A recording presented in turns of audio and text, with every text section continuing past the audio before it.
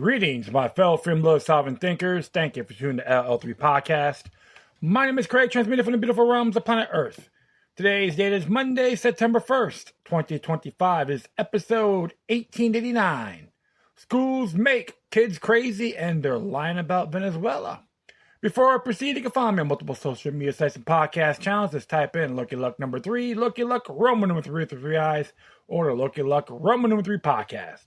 Furthermore, if you have any questions, comments, recommendations, and all that good stuff, whatever you do, please use decorum. Hit me via email to ll3.podcast@proton.me. If you're donating to PayPal.me or cash.app/Lucky Luck number 3.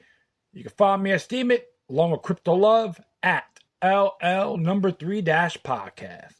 Well, hopefully everyone has a great Labor Day weekend, and thank you, Communist, for making it possible on this holiday. However, I'm not here to go labor bashing by any means, because there's a lot of awesome people that are working class, unions, labor organizations that try to make people's lives better. It's run by human beings too, don't get me wrong. Everyone has their pros and cons, just like society as a whole. I have no shame being a member of a stagehand union for almost a little under 30 years, and in due time I saw some discrepancies which I'm not too fond of, because it never really followed the AFL-CIO Code of Ethical Practice, and I say that out of respect.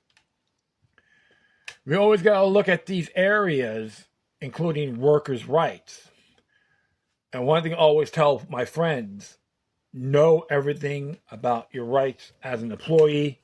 Even if you're in a union, you're entitled to look at contracts. They can't say no. Landry Griffin Act. And the more you know, the more you know, the more execute, the less you fear. So I always recommend everyone know your rights as workers. Look at contracts, even if you're a member of a union or not, like union contracts. And plus, make sure your constitutional officers are representing you to the best of their abilities. Because the problem is you got too many folks have been lackadaisical and have everything do it for them. And as members of a labor organization in general, you have a duty, an obligation to execute, engage, not sit around, wait for the phone to ring on your next job, or piss and moan and not do anything about it. That is a fact. Trust me, I've done it. And sometimes you win some, you lose some. That's okay. That's how life goes. Take your disappointments by stride. Always organize. Do things better. And give your working class brothers and sisters a helping hand. And always judge your fellow workers by their actions. Not just in unions, but as workers in its entirety. So, those are the areas I gotta say. And I do remember in the Union Workers Bible when one of the stagehands that I was good friends with passed from a horrific event around 21 years ago. Yeah, 21 years ago. Yeah, time flies, man. Wow. Always preferred me this Union Workers Bible, and I still have it today. He gave it to me in 99, so I always cherish that. And one thing they talk about communism. If the communists takes over, one of the first things they'll do is smash unions. And that's why even the AFL-CIO Code of Ethical Practice warns us about communism and fascism. So people need to still look at them. You could probably find it. You could probably go to even Wayback Machine. You can look that up. If you can't find it online, just make that link and find it in the Wayback Machine. And actually keep it handy, keep it on your files, and show it to your brothers and sisters on that, because it is essential. And because people don't really know these things, which is horrible. Like, they know their craft, but they don't know their rights, they don't know the knowledge, what unions are about. And everything being so sugar-coated, and it's insane. It's just like corporations, politics, and it's all being dumbed down. Don't be part of that group. Be the maverick, the valiant maverick. Stand for what's right. So, and I always say this in good faith. And always remain vigilant. There's folks out there believe they're smarter than everybody else, and they never done a job like yours, And the way they pay their dues because their wrists hurt from pushing a pencil, a pen, or their fingertips are aching because they play with the typewriter or computer. And I digress. Well, enough of that. I'll be talking here, reading here.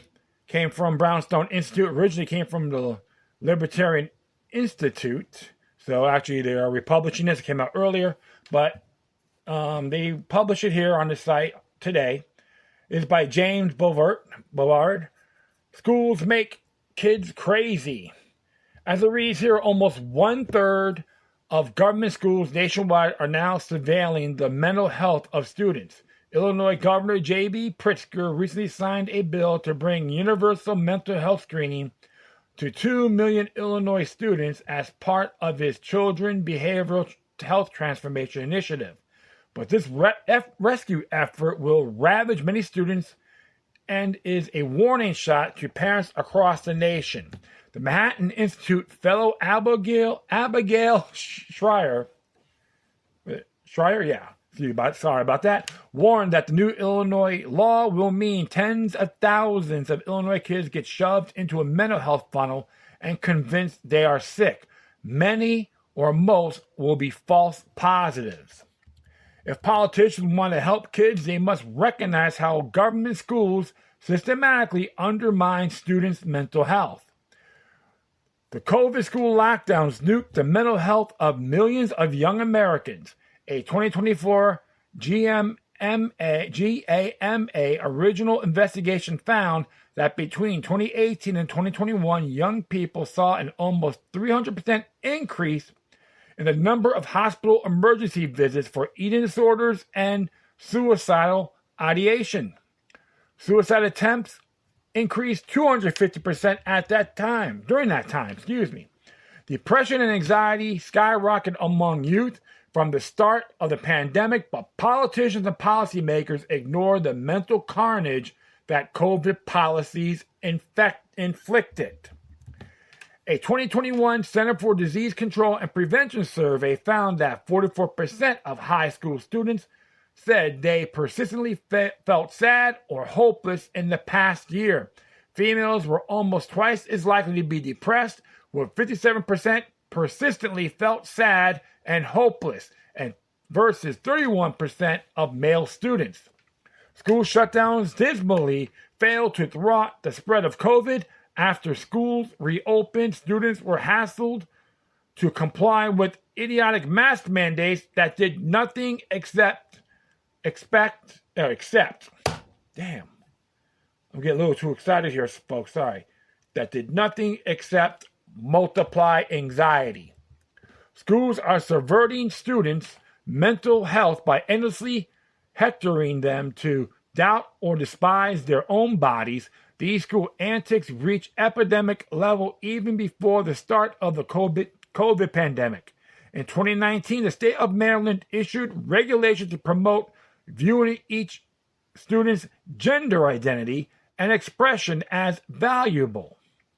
Government officials and political appointees arrogated to themselves the prerogative to redefine gender in the state of Maryland.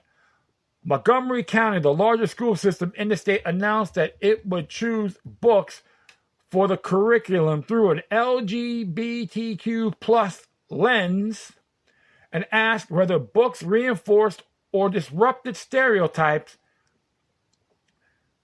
normativity,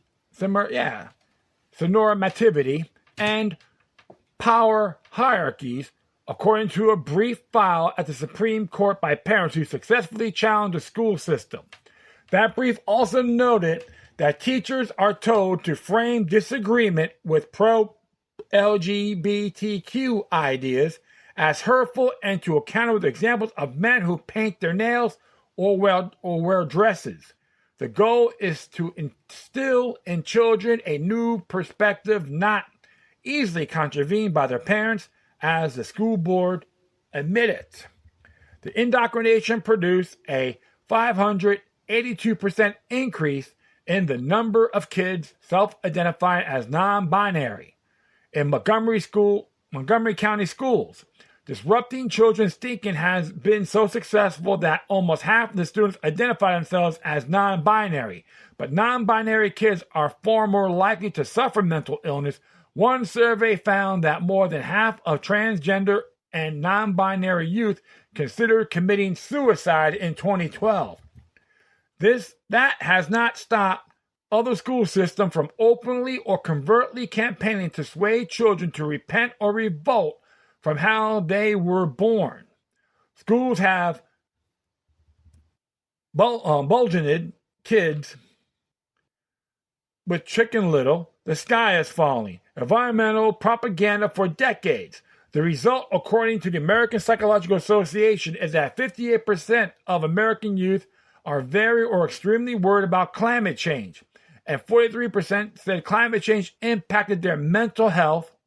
Harvard Medical Magazine reports that for many young people, worry over threats of future climate change results in panic attacks, insomnia, obsessive thinking, and other symptoms.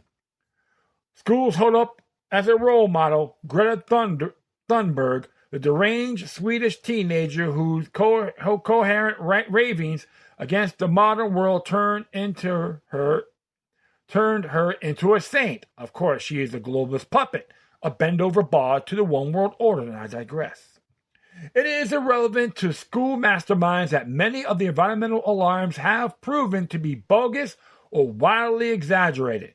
Children have been taught to dread, and they have been taught to implore politicians to rescue them. Underdog, save me! You know Sweet Pie Purebred from the cartoon Underdog? Very relevant today, folks. Two very bad outcomes for mental health. Surveys by Eco America indicates that 57% and 70% of teens aged 13 to 17 report anxiety symptoms linked to climate. Ella Emhoff, the stepdaughter of former Vice President Kamala Harris, recently laminated on TikTok. I think everything with the environment is really effing getting to me. And it is. I experience a lot of climate anxiety like all of us do. Turning climate anxiety into virtual signaling guarantees there will be no shortage of this angst. Schools are also subverting mental health by vastly exaggerating other perils that students face via bizarre school shooting drills. In Indiana, elementary school teachers were shot as part of a safe schools training program. According to Indiana State Teacher Association, sheriff deputies ordered teachers into a room 4 at a time, told them to crouch down, and then shot them execution style with pellets in rapid succession, leaving several of them bloodied and many of them screaming. The union complained. The teachers were terrified but were told not to tell anyone what happened. Teachers waiting outside that heard the screaming were brought into the room 4 at a time, and the shooting process was repeated. Schools are increasingly turning their hallways into imitation of a real mass shooting, complete with police officers firing BB guns and drama students enlisted to play victims made up with fake blood and bullet holes. Occasionally, the drills are sprung on teachers and students without warning. As a student newspaper in Great Neck, New York, observed, a Pennsylvania teacher commented that she was more traumatized than trained after teachers were shot with airsoft guns by a fake active shooter. We had shooting colleagues. We had people getting hit with plastic pellets. People were screaming, trying to run. People were tripping over each other. It was just horrendous, Elizabeth Yanelli recalled. One of the primary beneficiaries of such antics is pharmaceutical companies that hustle anti-anxiety drugs to children. Former policeman Rayford Davis commented on lockdown active shooter drills.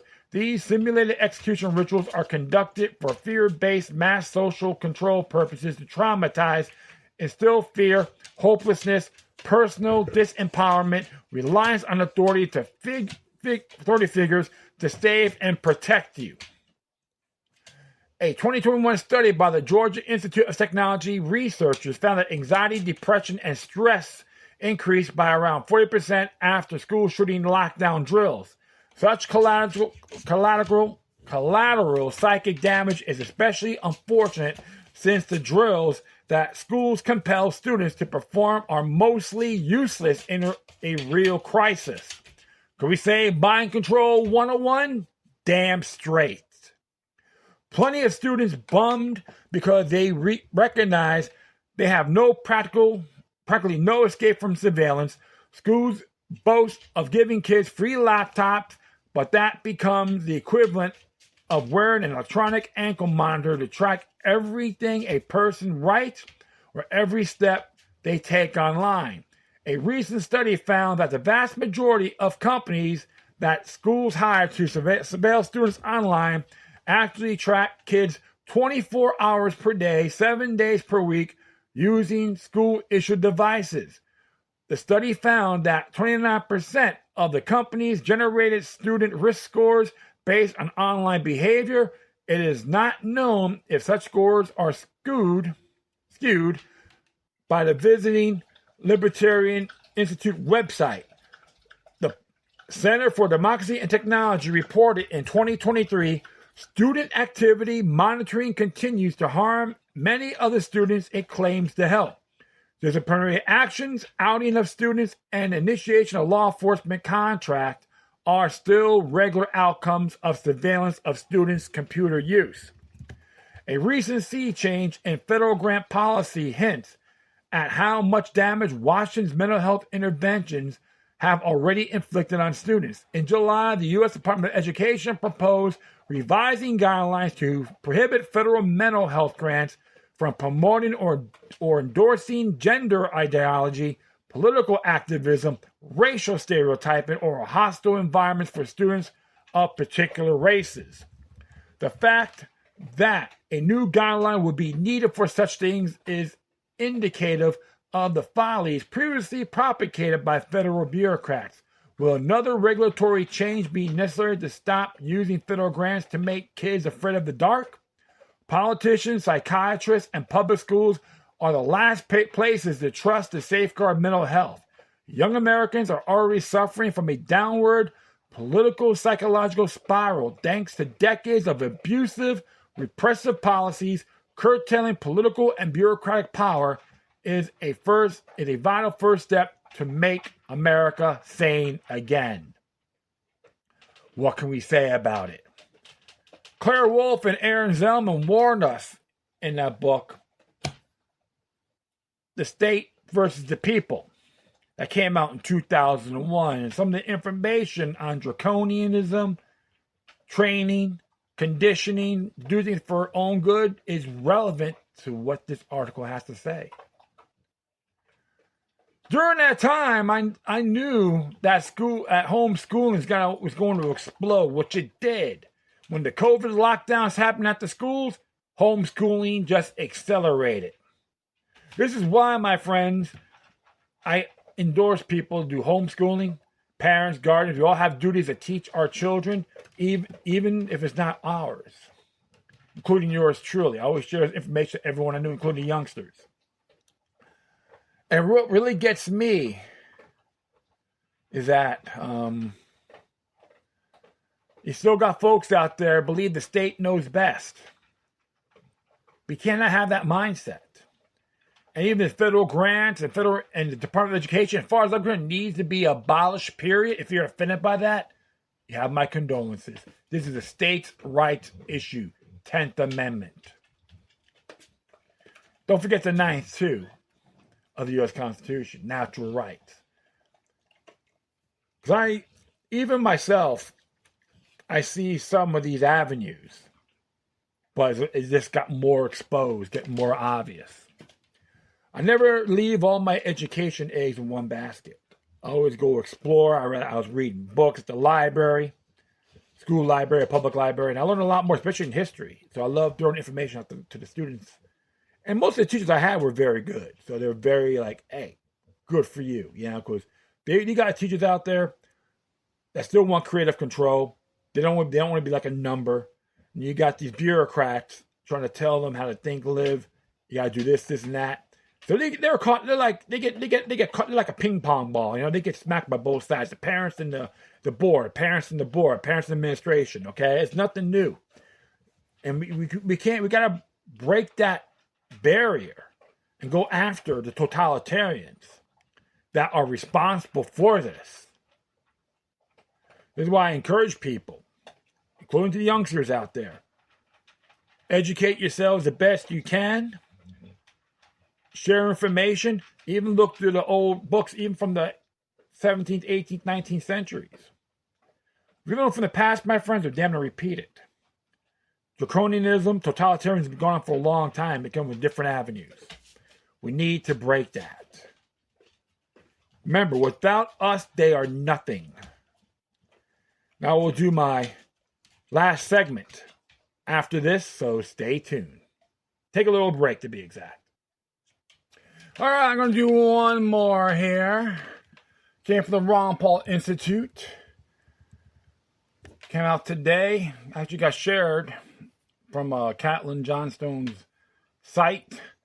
Says here, they're lying about Venezuela while moving war machinery into place. So Ms. Johnstone has to say about this.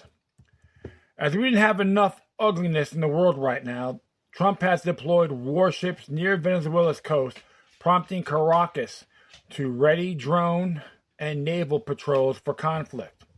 An article titled Inside Trump's Gumbo Diplomacy with Venezuela, Axios' Mark Caputo writes that the U.S. has never been closer to armed conflict with Venezuela, with a fully loaded U.S. flotilla sitting off its coast and dictator Nicolas Maduro living under a $50 million bounty. President Trump ordered 7 warships carrying 4,500 personnel, including 3 guided missile destroyers and at least 1 attack submarine, to the waters off Venezuela.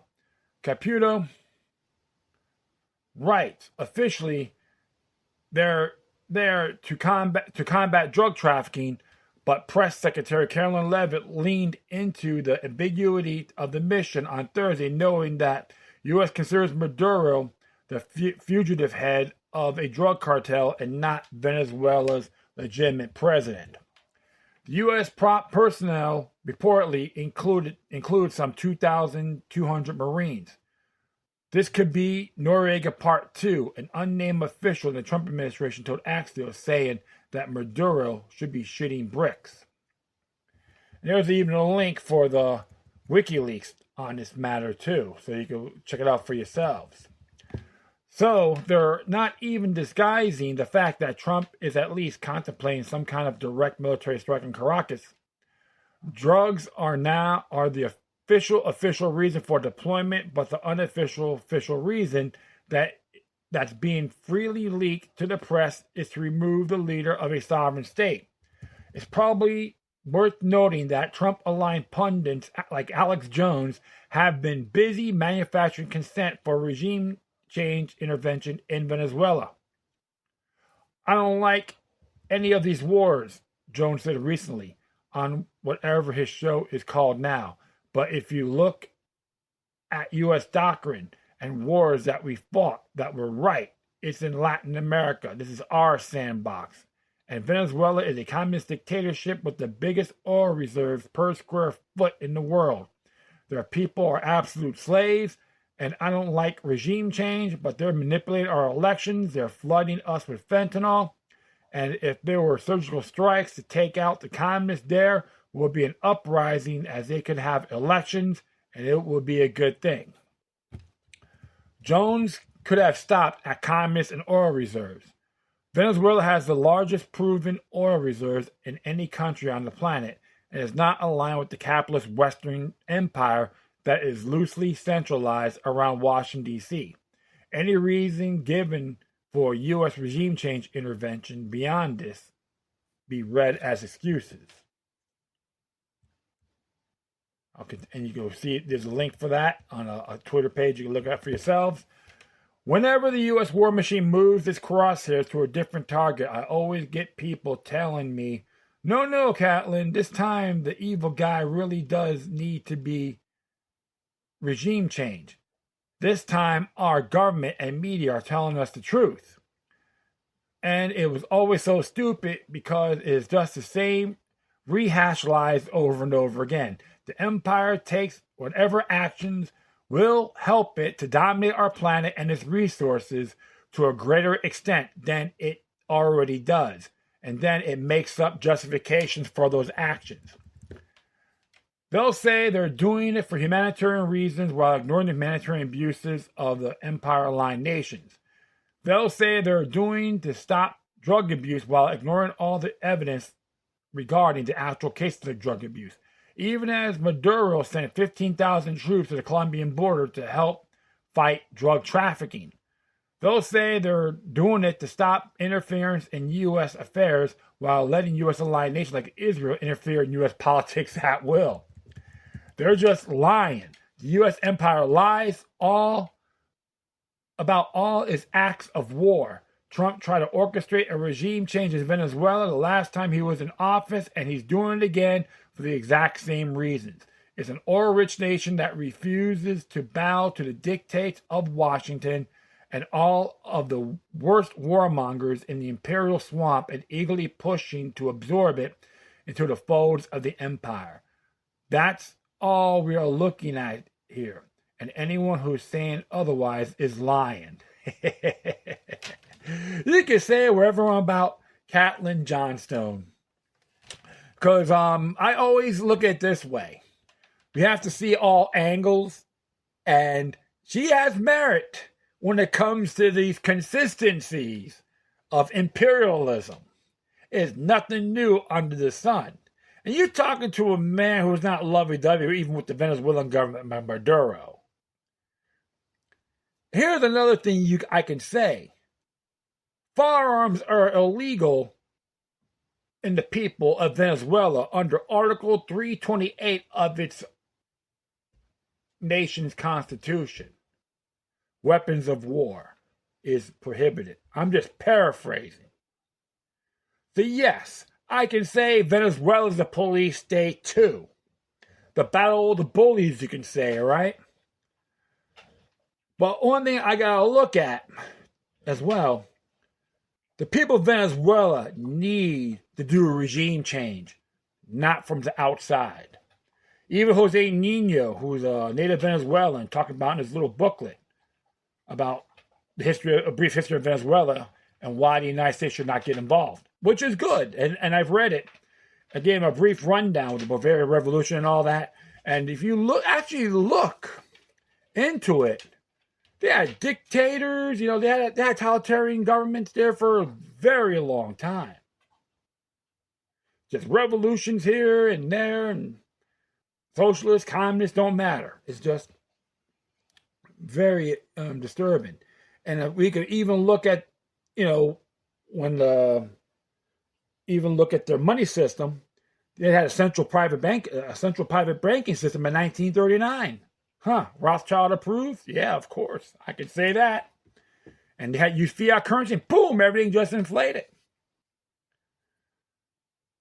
And the best thing to do, too, is you got to look at the people what people in Venezuela think right now and the conditions.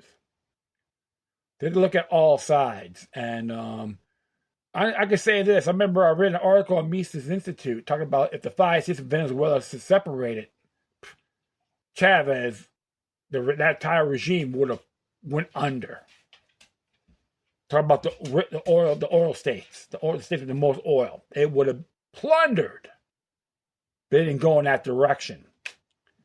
Even with firearms, the only thing they could actually have back then, before the Article 328 on prohibition of firearms in that country, the only thing they could ascertain were 22. So the government has more firepower than the people. This is why, my friends, I question all these as well. And I'm glad Ms. Johnstone brought up Noriega Part 2 in this article, because I see it the same way. If you want regime change, the people in that territory has to get it done. It doesn't have to always be used by force, but information.